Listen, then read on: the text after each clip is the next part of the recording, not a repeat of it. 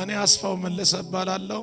እግዚአብሔር ወርዶ ያመጣኝ ወጥቶ ያከበረኝ ሰው ነኝ። ዛሬ ሳገለግላችሁ ትልቅ ደስታ ይሰማኛል። እግዚአብሔር መልእክት ሰጥቶኛል። እግዚአብሔር በውስጤ ላይ ያስቀመጠው አንድ ትልቅ ቃል በመሳፍንት ምዕራፍ 3 ቁጥር 12 ጀምሮ ሄዳችሁ ስትመለከቱ ለሁለተኛ ጊዜ እግዚአብሔር ሕዝበ እስራኤል እግዚአብሔርን በደለ ይልና ወረድ ብላችሁ ስታነቡ ሕዝቡም በእግዚአብሔር ላይ ክፉን ነገር አደረጉ። እግዚአብሔርም ይላል የሞዓብን ንጉሥ የኤግሎምን ጉልበት አበረታባቸው ይላል። መቋቋም ስላቃተው ፍትህ ስላጣ በጣም ስለደከመው ቀጥታ ሕዝበ እስራኤል በእግዚአብሔር ፊት ለሁለተኛ ጊዜ ጮኸ። እግዚአብሔር ለጥቂት ያዘነውን እስራኤል ለብዙ ሊባርክ ሊያሳርፈው ሰልፍ ቀየረ። እግዚአብሔር ዛሬ በሕይወታችሁ ጣልቃ ይገባል፣ ሰልፍ ይቀይራል። ጩኸትን ሰማለሁ፣ እወርዳለሁ። ለጥቂት አዝነዋል፣ ለብዙ አሳርፋቸዋለሁ ይለኛል። ዛሬ ለብዙ ያሳርፈሃል። ጮና አሜን በሎ ባይ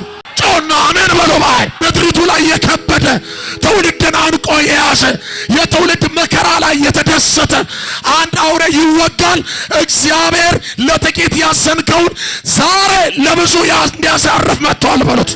ዛሬ እግዚአብሔር እንደዚህ ያደርጋል። እንዴት ያደርጋል ካላችሁ ያተርፋልም ያሳርፋልም ያድንህማል። ዝቤት ሚድኑ ሰዎች አሉ፣ ሚተርፉ ሰዎች አሉ።